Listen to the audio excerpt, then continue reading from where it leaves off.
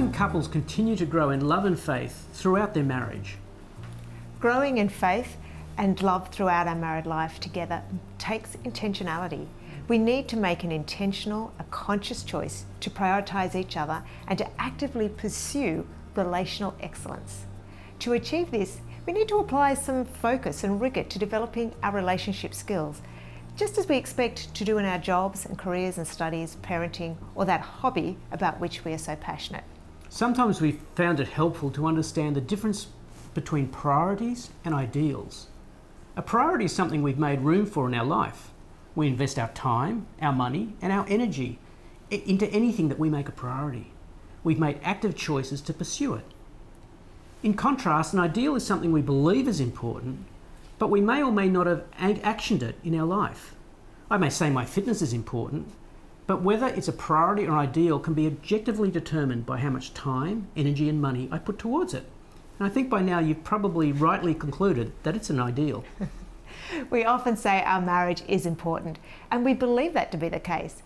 But in reality, it gets the leftovers after work, career, or the family have all taken their bit. Other things not only get more of our time and attention, they often get the prime time. These can all be really good things, like earning an income or doing things for the children or extended family, volunteering at church and so on. But for most of us, our marital growth is an ideal, not a priority. Now, when our ideals differ from our priorities, we get an internal conflict going on in us. It's what they call cognitive dissonance, and it means that we are not living true to our ideals. So when we have an ideal for marital excellence, but we keep getting sidelined in that, we get tempted to blame somebody else for it, our spouse or our kids for being too demanding or uncooperative. But if we're really honest with ourselves and look at the situation, we can recognise that we can choose to let go of some things in our life for that purpose. For example, I can always find the extra money to pay for a couple's retreat if I was willing to take a packed lunch to work rather than purchasing it every day.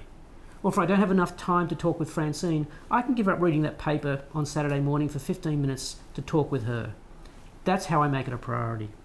There's only 24 hours in the day, and it's the same for all of us. How much time we have for our marriage is a function of how much we are willing to prioritise it above other things. We love the quote, I think it's from St. Teresa of Calcutta, that goes something like this: God doesn't expect us to do more than there is time for. We have exactly the amount of time to do the things God wants us to do. In other words, if we can't find the time, it's because we're filling it up with something that's not part of God's plan.